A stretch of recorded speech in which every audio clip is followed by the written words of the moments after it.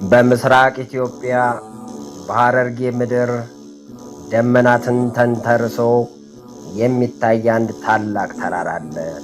ጨርጨር ይሉታል።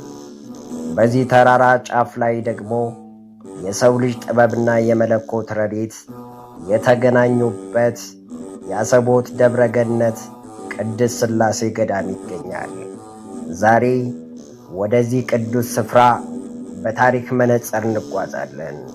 ተራራው የደበቃቸውን መጻሕፍት ያልመዘገቧቸውንና በቅዱሳን አባቶች አንደበት ብቻ የሚነገሩ 16 ስውር ምስጢራትን አንድ ባንድ እናያለን። እስከ ቪዲዮ መጨረሻ አብራችሁን ቆዩ። ምስጢር 1 አሰቦት ስያሜውና የትንቢቱ ጅማሬ። አሰቦት ማለት ምን ማለት ነው? ብዙዎች አሰቦት የሚለውን ቃል ከበረሃውና ከቆላው አየር ንብረት ጋር ያያይዙታል። ነገር ግን ምስጢሩ ከዚያ ይልቅ ይረቃል። በጥንታዊ የቅዱሳን ድርሳናት ላይ ተራራው ገዳም ከመሆኑ ከብዙ መቶ ዓመታት በፊት አባቶች በዚህ ስፍራ የምስራቅ ኢትዮጵያ ፋኖስ ይበራል ብለው ትንቢት ተናግረው ነበር። ምስጢር 2 የአቡነ ሳሙኤል ዘዋልድባ መርከብ። ታላቁ ጻድቅ አቡነ ሳሙኤል ዘዋልድባ ከሰሜኑ የሀገራችን ክፍል ተነስተው ወደዚህ ተራራ የመጡበት በምክንያት ነበር።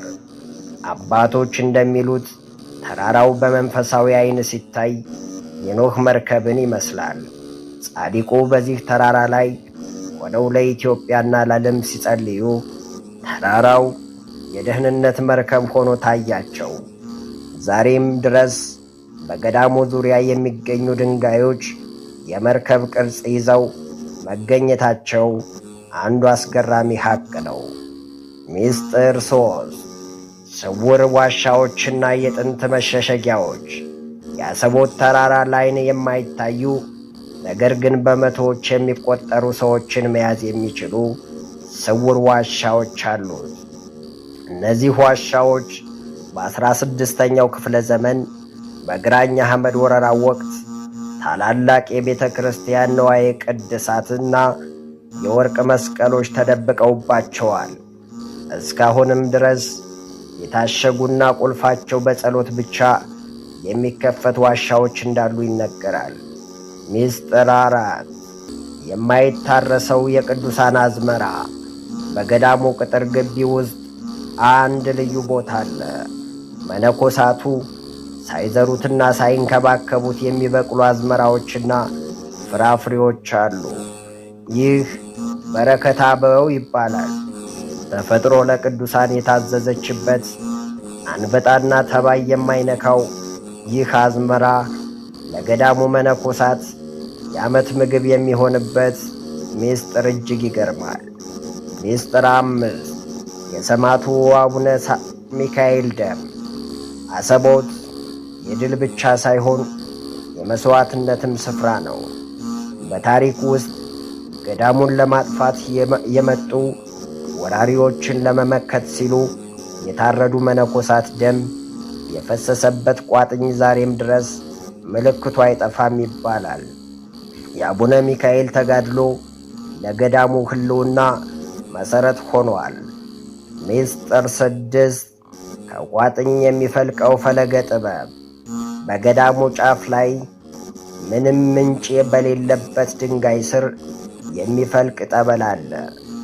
ይህ ጠበል በበጋው ወቅት አይደርቅም፣ በክረምትም አይሞላም።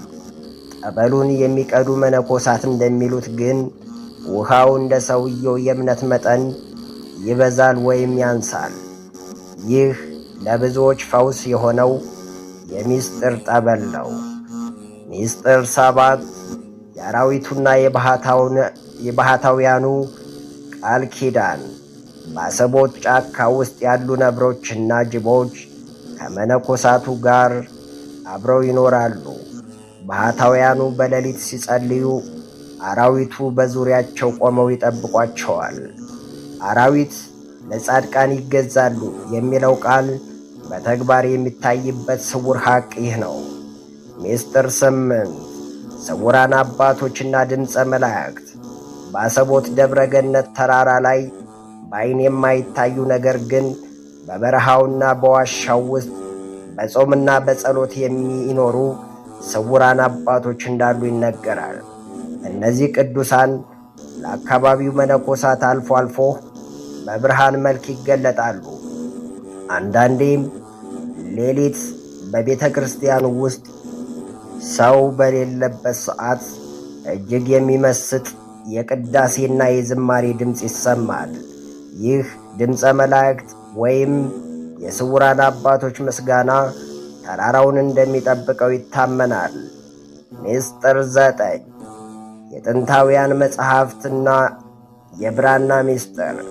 የገዳሙ ግምጃ ቤት ሌላው ድብቅ ምስጢር ነው። በዘመናዊ የታሪክ መጻሕፍት ውስጥ ያልሰፈሩ ከቆዳ የተሰሩና በቀለም ያልደበዘዙ የብራና መጻሕፍት ይገኛሉ። እነዚህ መጻሕፍት ስለ ዓለም ፍጻሜ፣ ስለ ኢትዮጵያ መጻኢ ዕድልና ስለ ተፈጥሮ ምስጢራት የሚተነትኑ ናቸው። ጥንታውያን አባቶች እነዚህን መጻሕፍት ለማይገባው ሰው አይገለጡም በሚል በልዩ ጥበቃና በጸሎት ይይዟቸዋል። ምስጢር 10 የደመና ምሰሶና የጭጋጉ መሸፈኛ። የአሰቦት ተራራን ለየት የሚያደርገው የአየር ንብረቱ ነው። አካባቢው ሞቃታማ ቢሆንም ገዳሙ የሚገኝበት ጫፍ ግን ሁልጊዜ በጭጋግ በደመና የተሸፈነ ነው። ይህ ደመና ገዳሙን ከጠላት ዓይን እንደሚጋርድና ለባሕታውያኑም እንደ መጠለያ እንደሚሆን ይነገራል። አባቶች ይህንን የእግዚአብሔር ክብር መገለጫ ደመና ይሉታል። ምስጢር 11 የንግሥተ ሳባና የቀዳማዊ ምኒልክ ፈለግ። አሰቦት ከጥንታዊው የንግድ መስመርና ከታሪክ ፍሰት ጋር የተቆራኘ ነው። ንግሥተ ሳባ ወደ ኢየሩሳሌም ስትጓዝም ሆነ ቀዳማዊ ምኒልክ ታቦተ ጽዮንን ይዞ ወደ ኢትዮጵያ ሲመጣ በዚህ ተራራ ስር እንዳለፉና ተራራውም የበረከት ተራራ ተብሎ እንደተባረከ የሚገልጹ ጥንታዊ ትንቢቶች አሉ። ይህ ስፍራ የነገሥታት መሸሸጊያና የጸሎት ቦታ ሆኖ ለዘመናት አገልግሏል። ምስጢር 12 7ቱ ሰማያትና የሕንፃው ጥበብ። የገዳሙ ስነ ሕንፃ ዝም ብሎ የተገነባ አይደለም።